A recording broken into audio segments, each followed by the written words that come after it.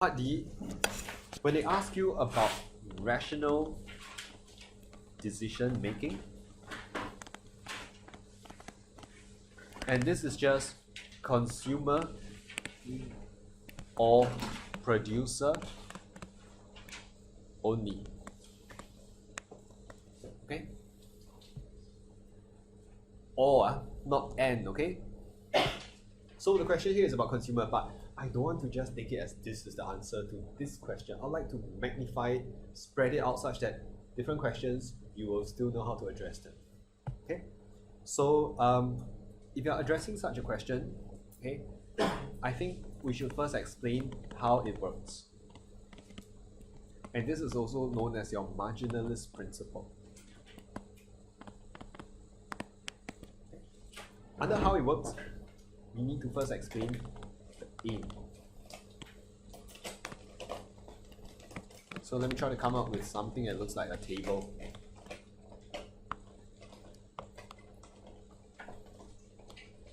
Okay, aim.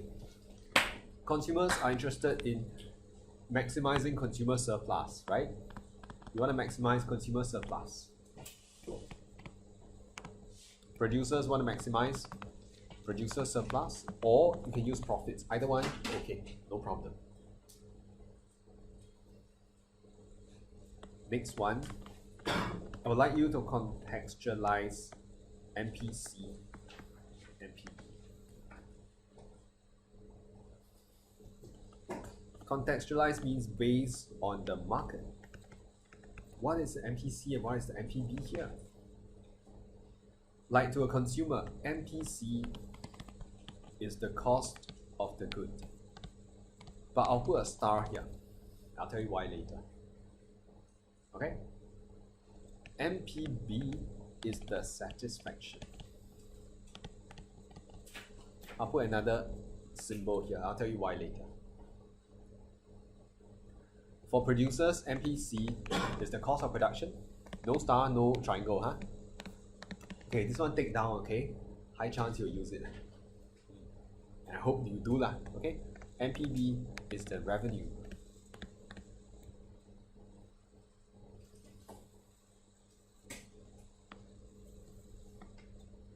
Okay? Why do I put a star there and a triangle there? It's because you should elaborate if the good is a demerit good. You should elaborate if the good is a merit good. See, if I'm talking about MPC to the consumer, MPC of smoking, I don't think I'll say MPC is the cost of cigarettes, full stop. It's also your private health costs. You agree? The lungs blacken, okay? You get lung and respiratory problems. So MPC don't just stop at cost of the good. If it's a demerit good, you should highlight the private marginal cost or marginal private cost. Like in the case of gambling, it's the cost of entering the casino maybe, or it's the cost of playing the game. It's also your potential losses, potential family strains because you keep going to the casino, okay? It should also be clear that if the good is a merit good, you also elaborate on MPB. You won't say, going for vaccination, MPB is the satisfaction. I got a jab. Okay? No, you should talk about other things like your improved immunity. Okay? So, any questions here? This is important. Okay? So, if possible, elaborate on each of them. Okay? And this is actually good if you can explain how to measure each of them. It's actually quite easy, right? Cost of the good. But next one, increasing MPC. In the case of consumers, MPC is rising primarily because of the law of increasing odd cost. But if the question is about producer, MPC is increasing because of the law of diminishing marginal returns.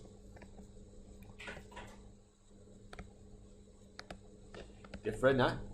Okay.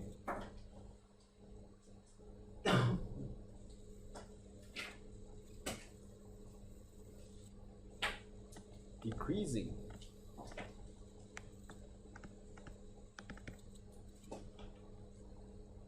You have to explain why your MPB is decreasing.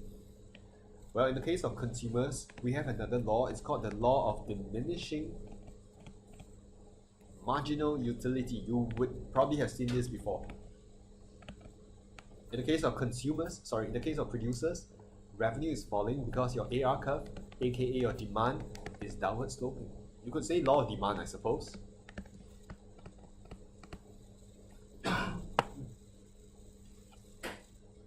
I'm going to pause here and show you the diagram first. MPC, MPP, quantity, cost/benefits, QE. QE is where they maximize consumer surplus or producer surplus. Any questions first with anything I've shown here?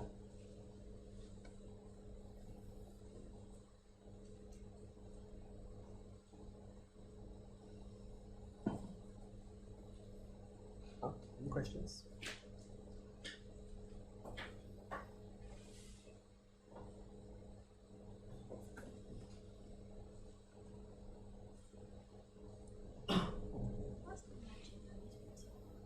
The marginalist principle means they compare the marginal cost and marginal benefit. So essentially it means as an economist, we don't say let's consume 5 units and then we compare. It's always let's consume one incremental unit. Look at the cost, look at the benefit. Another unit, let's look at what's the additional cost, what's the additional benefit. Marginalist means incremental. So how do we define? I think we need to define MC and MP in the context.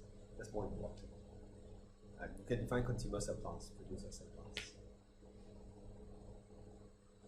Any questions with why these things, especially the 4 laws, law of demand, law of diminishing marginal returns, increasing of cost, and this.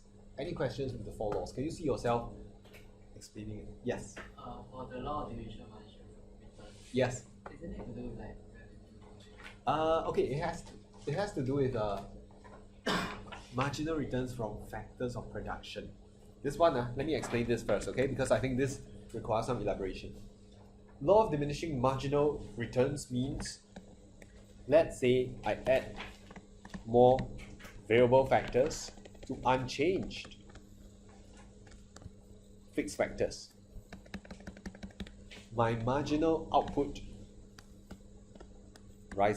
originally rises and then falls. This was what we did in market structure, ultimately explaining why MC looks like this. So actually, MC looks like this because you keep adding more and more variable factors, like number of chefs to a kitchen which is the same size. So your marginal returns first went up and then came down, which means your marginal cost is the reverse. It came down and then it went up. Marginal cost is actually this marginal cost. So it's sloping upwards because you're diminishing marginal returns from your factors. This is market structure.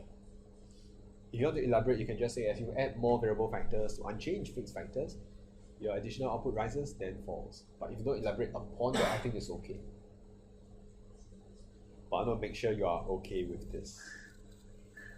Yes. Yes, what is the law of increasing of cost good? This is probably new, foreign to some of you. Let's say I am talking about vaccinations, for example. Can anyone figure out how come when I consume more vaccinations, my marginal private cost goes up? Very strange. Okay? It's because if I go for a jab, don't know why you go for so many jabs, but let's say you go for one jab, right? $100, you pay. You go for 2 jabs, 3 jabs, the 4th jab requires you to commit more and more money. You're probably going to take money that you have set aside for other necessities. So the op cost that you incur gets bigger as you spend more and more on this single good. You're encroaching into your spending on other items, notably your necessities. Anyway, I'll print out the answer for you, but I just want to make sure you're okay with that. Yes? The essay of this question, do we have what the law is. Okay, we just read. Good to add one line. If you really don't have time or are not sure, you can drop it. Right? I've seen schools where they elaborate. I've seen parts where they don't. Okay, it's because I think this could come out. That's why I'm digging a bit deeper into the full write-up. Okay. Yes. The constraint that the consumer producer faces. Okay, let's say we talk about constraint, like in this case, we talk about marginal private costs going up because they have limited budget. So as they spend more and more on this good, they are encroaching into the space set aside for others. I think that's good. Write down the constraint. Good to add on, but if you don't add on, I suppose it's fine. Okay. But if you want to add on constraint, you can just add on here lah. If I really want to find a shortcut.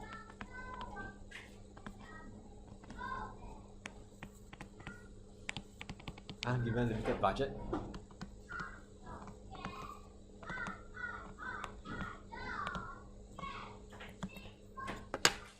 Limited budget, limited resources, okay? Okay?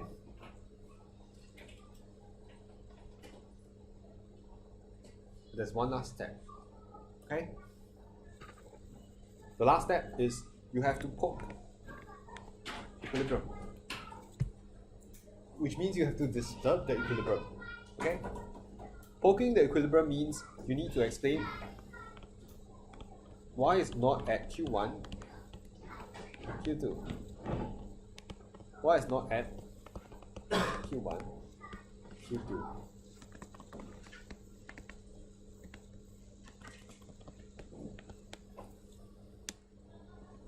So we tend to say that, oh, at Q1, addition to benefit exceeds addition to cost.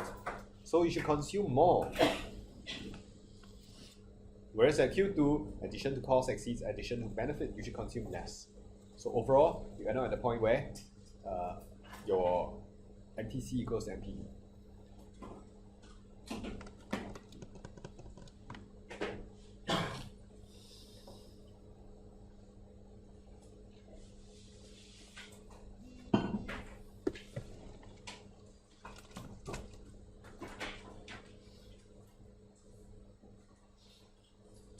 Questions?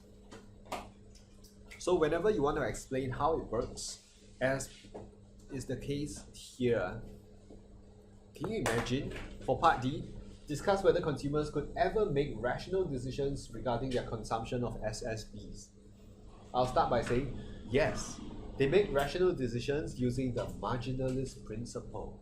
So I will contextualize. Oh, in the case of sugared drinks, consumers will look at the satisfaction, and as long as they consider it against the cost of the good or even the potential cost of obesity, they will be able to make a rational decision because they will consume here, not to the left, not to the right. So this helps you come up with a thesis. Can you first see that? And I shall call this structure the SCP structure. See? ACID P. P as in